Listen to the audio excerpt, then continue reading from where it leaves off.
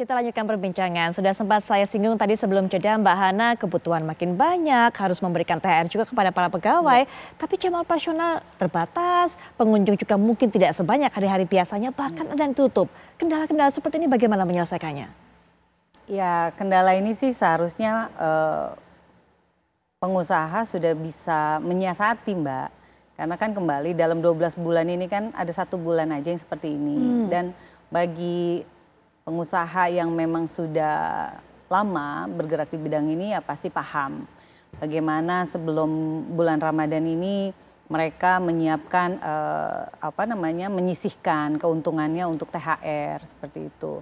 Terus ditambah lagi ya sebenarnya sih dilema, selalu menjadi dilema bulan Ramadan ini, tapi namanya juga pengusaha kan harus bisa menyiasati lah gitu. Nah kalau kita menuntut terlalu banyak juga kepada pemerintah, ya nggak mungkin semua pihak dipuaskan kembali lagi. Betul. Pemerintah sendiri juga pasti ya harus mengakomodir semua kebutuhan dari banyak pihak. Makanya kembali saya bilang kalau untuk khusus Jakarta ini ya kami masih sangat berterima kasih lah masih dibuka daripada daerah-daerah lain yang betul-betul total ditutup. Nah itu penjelasan saya terkait bagaimana kita menyiasatinya. Bagaimana seperti saya sendiri juga. Saya ini pengusaha kecil, Mbak. Walaupun saya ketua asosiasi. Saya pengusaha kecil yang omsetnya juga sangat minim gitu. Bahkan seringkali rugi. Setelah pandemi ini kita seringnya rugi. Saya rugi sampai hari ini. Nah, ditambah mau masuk Ramadan ini, tapi konsekuensi lah. Kita pengusaha itu tahu bahwa berusaha itu nggak akan melulu untung, apalagi setelah pandemi itu betul-betul kami berdarah-darah bagaimana usaha kami itu semua banyak sekali ditopang oleh pinjaman-pinjaman seperti itu. Nah tapi karena ini kembali bulan Ramadan, kami kalau saya selaku orang Muslim ya pengusaha yang orang Muslim juga ya saya punya konsekuensi dan saya memang harus mengedepankan penghormatan saya terhadap bulan Ramadan ini. Nah, terkait untuk menyiasati bagaimana saya bisa survive di bulan Ramadan ini, yaitu memang kemarin alhamdulillah di bulan Februari kemarin ada terbit 2 nomor objek pajak sehingga usaha kami, dapur saya khususnya yang tadinya teh manis aja bayarnya 25% Mbak pajaknya. Nah sekarang teh manis saya bisa 10%. Nah sehingga ada geliat di sana bagaimana saya akhirnya semangat untuk menggerakkan dapur saya ini. Karena ini kan investasi ya Mbak. Betul. Dari peralatan dapur saya. Peralatan dan perlengkapan dapur. Sehingga akhirnya saya sudah mulai fokus terhadap makanan. Saya mulai GoFood, saya mulai rekanan-rekanan untuk frozen food atau apa. Intinya bagaimana aset dari peralatan ini bisa bergerak. Nah seperti itu Mbak. Nah lalu terkait bulan Ramadan penutupan di beberapa daerah dan pembatasan ya yang sangat minim ini dari pemerintah. Ini perhatian saya adalah, oke, kami menghormati tempatnya ditutup oleh pemerintah. Tapi pemerintah harus hati-hati juga, monitoring juga terhadap demand-nya.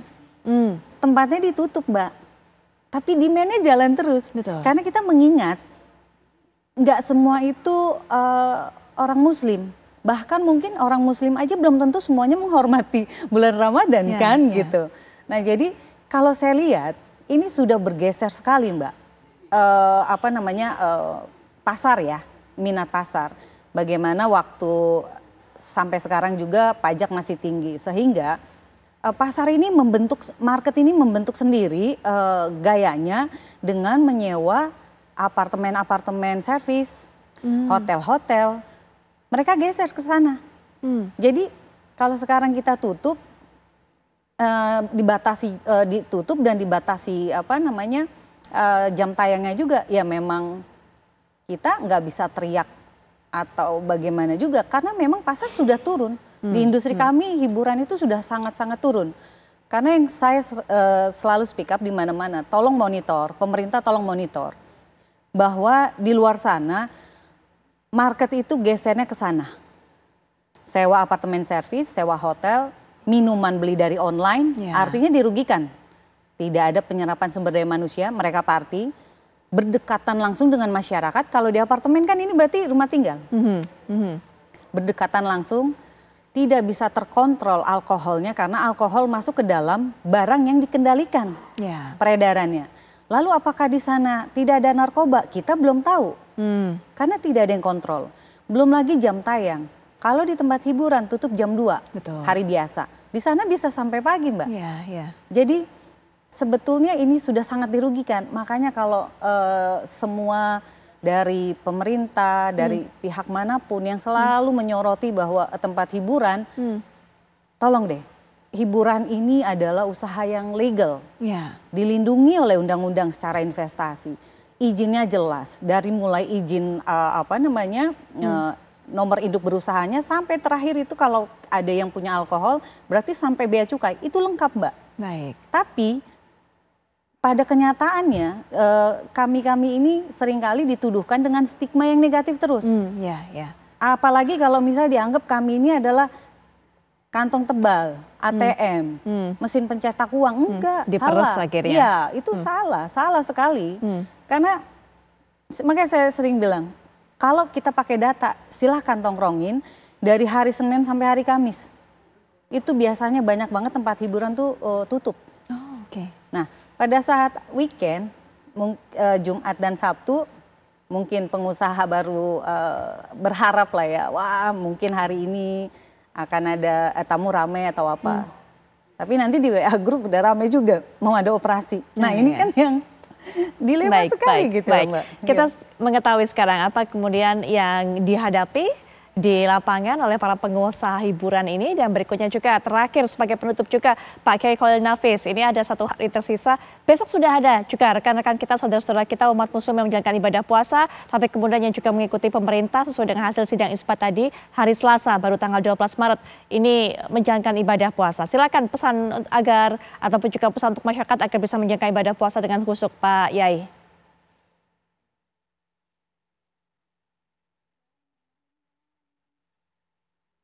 Baik, Pak Yai, sepertinya masih ada kendala komunikasi dengan Pak Kiai Khalil Nafis. Pak Yai bisa mendengar suara saya?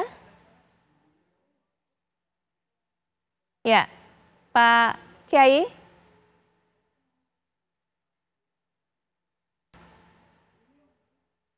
Baik, Pak Kiai Khalil Nafis sepertinya masih ada kendala kami untuk bisa menghubungi Pak Kiai Khalil Nafis. Kami cobakan hubungi kembali untuk bisa memberikan pesan kepada masyarakat semuanya. Terakhir mungkin Mbak Hana penutup juga, apa yang dilakukan oleh Mbak Hana agar semua kemudian para pengusaha hiburan ini taat akan aturan selama bulan Ramadan? Ya, kalau kami pasti hanya menghimbau ya Mbak, sebatas menghimbau saja. Karena ya semua kepala boleh hitam, tapi isinya kita nggak tahu ya. Betul. Mau nawaitunya seperti apa, masing-masing pengusaha itu beda. Tapi kalau saya pribadi, saya juga lumayan lama di industri ini, saya selalu, dan rekan-rekan yang lain ya, banyak sekali rekan-rekan pengusaha itu juga yang sangat taat Mbak gitu. Jadi saya hanya bisa selalu menghimbau melalui sosialisasi-sosialisasi yang diadakan oleh Dinas Pariwisata atau instansi terkait, mungkin dari Polda Metro Jaya. Nah di sana kita berkolaborasi untuk menghimbau rekan-rekan pengusaha. Nah ini di luar dari yang memang baru-baru ya Mbak gitu. Kalau pengusaha baru, apalagi kalau kita lihat sekarang fenomenanya, pengusaha itu umur 20-an Mbak, pengusaha hiburan itu umur 20-21. Jadi mereka masih baru, euforianya juga masih semangat-semangatnya, dan sayangnya adik-adik ini tidak membaca dulu gitu peraturannya, do and don'ts-nya apa gitu, sehingga itu PR buat kami sebagai senior untuk merangkul lah mereka agar kita sama-sama berjalan ya nih Mbak, karena jangan sampai kita semua udah taat nih. Gara-gara 1-2 tempat ini nanti heboh lagi se-Jakarta. Satu yang berbuat dampaknya buat kita semua. Semuanya. Terima kasih. Nah, Pak Kiai Khalil Nafis juga terakhir Pak Kiai, pesan untuk masyarakat yang menjalankan ibadah puasa baik itu yang besok hari Senin ataupun juga Selasa. Silakan Pak Kiai, penutup. Pertama, kita saling menghargai dan sudah biasa kita sering berbeda awal Ramadan maupun berlebaran. Sehingga perbedaan seperti ini tinggal bagaimana kita jadikan sebagai perbedaan yang membawa rahmah, bukan yang membawa perpecahan, apalagi malapetaka di antara kita. Yang kedua, kita persiapkan dari awal agar tambah hari di bulan Ramadan tambah baik, tambah rajin ibadahnya.